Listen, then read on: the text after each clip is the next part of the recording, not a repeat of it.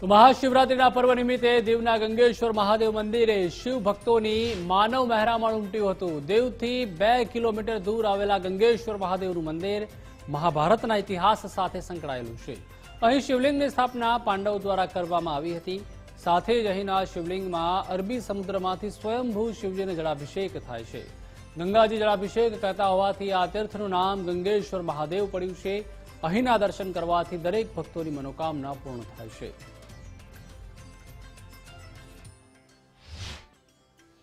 हर जे शिवरात्रि पर आवीए छे अने भक्तोनी बहु भीड़ पण रहे छे अहींया अने आनो महिमा ए छे के ज्यारे पांडव लोको कुंती माताने लईने अहींयाथी प्रसार थता हता दीवथी ए टाइमे जे पांडवोए अहींया जे शिवलिंग जे बना पांडवोए जे शिवलिंग बनावी अहींया ए जे कुंती माताने लईने अहींयाथी जता हता ए टाइमे जे अमारे जे कनकेश्वरी चंद्रिका माता जे छे त्यां पण 5 लिंग बनावेली हती।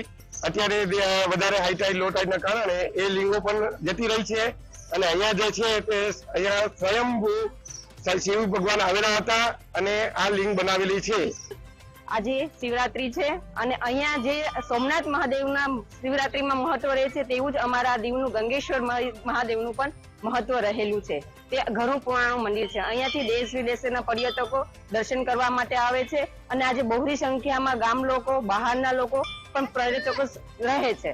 અહીંયા ઘણા બધા દાતાઓ પણ છે જે અહીંયાથી સજાવટ કરવામાં આવે છે અને પ્રસાદ રૂપે પણ આ વિતરણ કરવામાં આવે। પાંડવો જ્યારે સૌરાષ્ટ્રમાં ગુજરતા હતા ત્યારે એ લોકો અહીંયા આવ્યા હતા આપણા દીવમાં। પાંડવોની એક ટેક હતી કે શિવ પૂજન કર્યા વિના ભોજન ન લેવું।